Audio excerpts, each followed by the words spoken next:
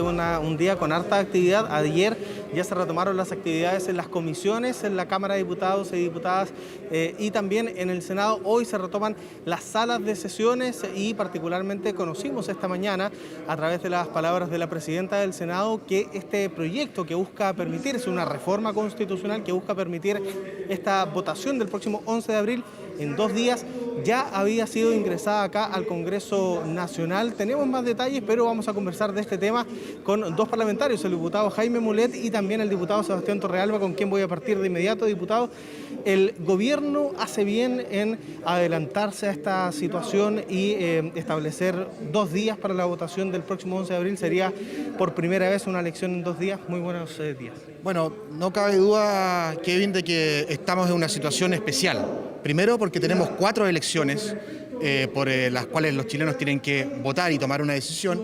Y segundo porque estamos en una pandemia y una situación sanitaria que obliga a tomar medidas distintas. Y lo que queremos asegurar son 2 cosas. Primero, que en esta elección, que es probablemente la más importante de los últimos 40 años de Chile, la participación sea masiva, que los chilenos se puedan expresar. Y segundo, que lo hagan con mucha seguridad. Y por eso se ha planteado esta votación en 2 días, que evidentemente tiene que tener los resguardos necesarios con respecto a las urnas, pero también los resguardos necesarios con respecto a la seguridad de las personas, sobre todo desde el punto de vista sanitario. Diputado, según establece el proyecto al que ya pudimos acceder, el CERVEL tendrá que disponer cómo se van a resguardar las urnas. ¿Usted cree que es correcto que el gobierno deje en manos del CERVEL esta definición tan importante o debería quedar establecido en esta ley?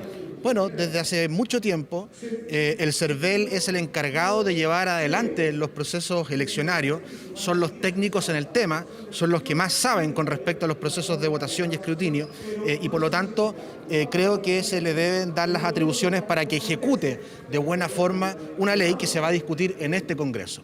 El llamado al CERVEL es a ejecutar lo que se legisla en el Congreso y la verdad es que yo creo que hoy día tenemos que avanzar en este espacio sin tener miedo a cosas que pueden pasar y que son legítimos desde el punto de vista de cualquier persona que tenga ciertos reparos con esto, pero la verdad es que hoy día tanto el CERVEL como el Ejército, que siempre ha acompañado los procesos eleccionarios, tienen la experiencia necesaria para asegurar de que este proceso sea igual de transparente y eficiente que todos los procesos eleccionarios de nuestro país.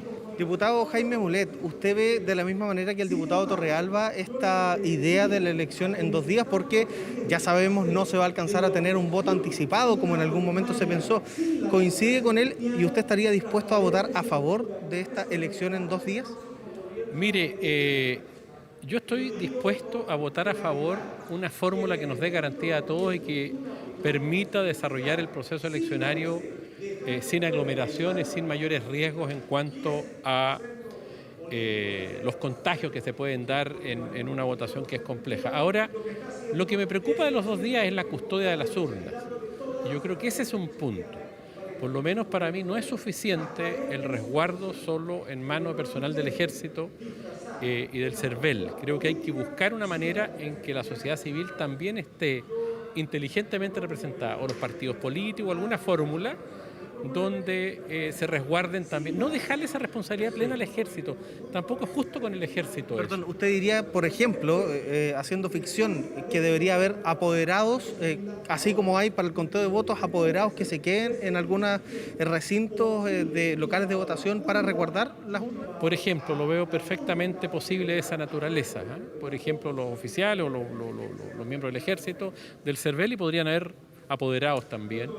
Y hacerse una jornada democrática también en la noche y custodiar eso, que es muy importante, es la sacralidad del proceso democrático. Lo más importante es que no se altere, ¿se fija? Y yo creo que hay que buscar la fórmula de abrir los espacios para que la gente pueda votar y no aumente los contagios. Entonces, si se permite y se garantiza la custodia, yo no veo un problema mayor. Perfecto, o sea, va a haber amplio consenso acá en el Congreso, pero diputado Mulet, no hay amplio consenso en otro aspecto, que es el eventual tercer retiro de fondos de pensiones. Usted es autor de una iniciativa que se ingresó el último día del año legislativo pasado, que finalizó en enero. Se van sumando ciertos apoyos, sin embargo, desde el propio gobierno, el propio presidente Sebastián Piñera ha dicho que ese retiro sería solo para los ricos, lo dijo ayer en una entrevista. ¿Qué le parece aquello? es que no es cierto lo que dice el presidente. Lo que es efectivo es que hay 2,88 millones de chilenos que ya no están cotizando, que cotizaban y que quedaron fuera con el primer y segundo retiro. Pero hay cerca de 12 millones de chilenos que tienen fondos en las cuentas de AFP y que podrían postular, ¿cierto?, y hacer retiro. De manera que no creo que en Chile haya 12 millones de ricos, digamos, y creo que el presidente en eso se equivoca. Él más bien está haciendo ahí una acción comunicacional tratando de desvirtuar el proyecto. Ahora, ¿por qué impulsaron una iniciativa que el Tribunal Constitucional ya declaró como inconstitucional? Porque en Chile las sentencias, incluidas las del Tribunal Constitucional, producen solo efectos relativos, o sea, en el caso concreto, y es perfectamente posible, baste que un ministro del Tribunal Constitucional cambie opinión si es que se requiere la inconstitucionalidad por el presidente. Y otra cosa muy importante, el Tribunal Constitucional en ese empate que declaró la inconstitucionalidad, sabía que había un proyecto del gobierno, o sea, no dejó a 7, 8 millones de chilenos que hicieron el segundo retiro sin plata. Yo no creo que el Tribunal Constitucional corre el riesgo de dejar a 8 millones de chilenos sin plata. Creo que perfectamente uno o más ministros pueden cambiar de opinión. De manera que ese no es un buen argumento del gobierno, ya que las sentencias solo producen efecto en ese caso concreto que ya pasó. Las circunstancias cambian. Diputado Torrealba, ¿usted cree que el TC tuvo en consideración en su momento que había otro proyecto y que no se le iba a dejar a las personas sin dinero para tomar esta determinación? No, absolutamente no. El Tribunal Constitucional toma decisiones con respecto a la constitucionalidad de un proyecto en específico, no de las políticas públicas que en el futuro podría ejecutar el gobierno. Y aquí lo que va a pasar con este tercer retiro, lamentablemente, porque se le vende una expectativa a la ciudadanía, es que va a ir al Tribunal Constitucional y va a ser declarado inconstitucional.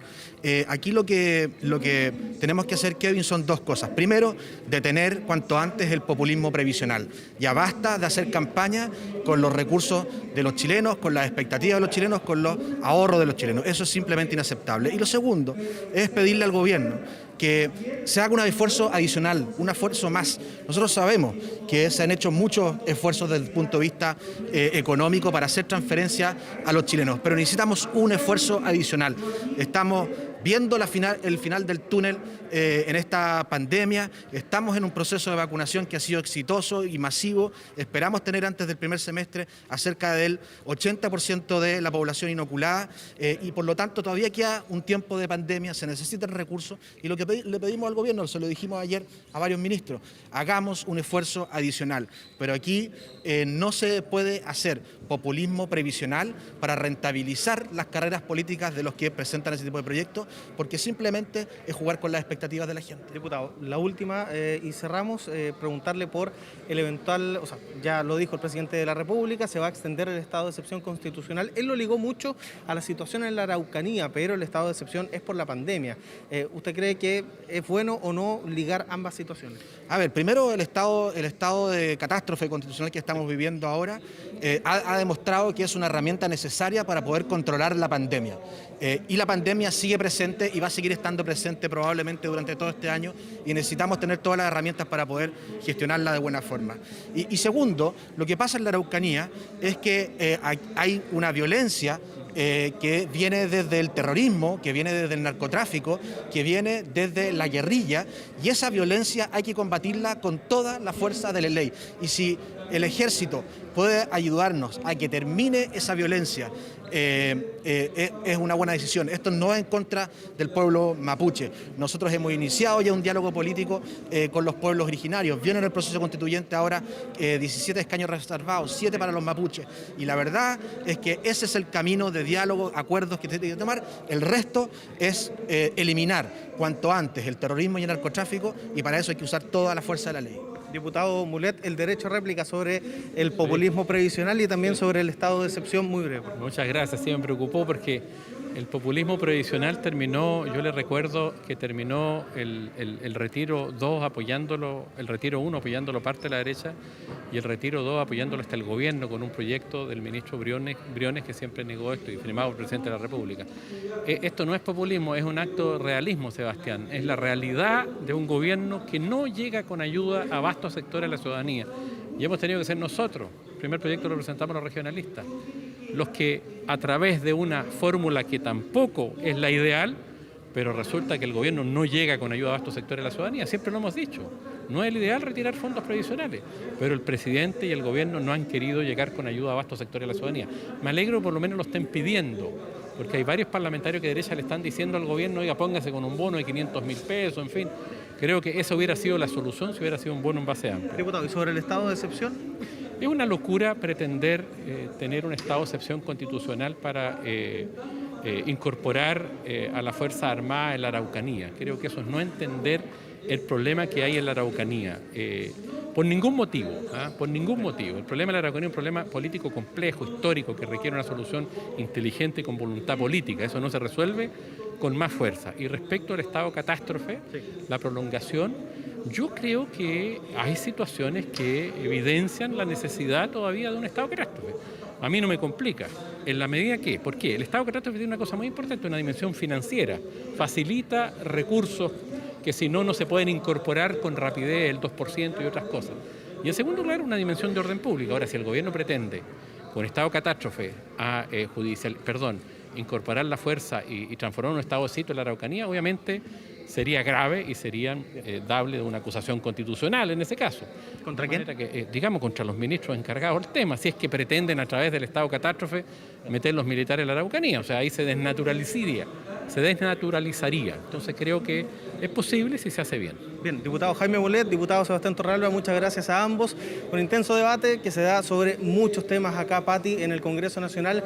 En la tarde vamos a estar, por cierto, con este anuncio en La Moneda sobre la reforma previsional y las reacciones que haya en el Senado, porque es allá donde lleva un año la reforma previsional a la espera de su votación. Claro, son varios los temas ahí que se toman la discusión.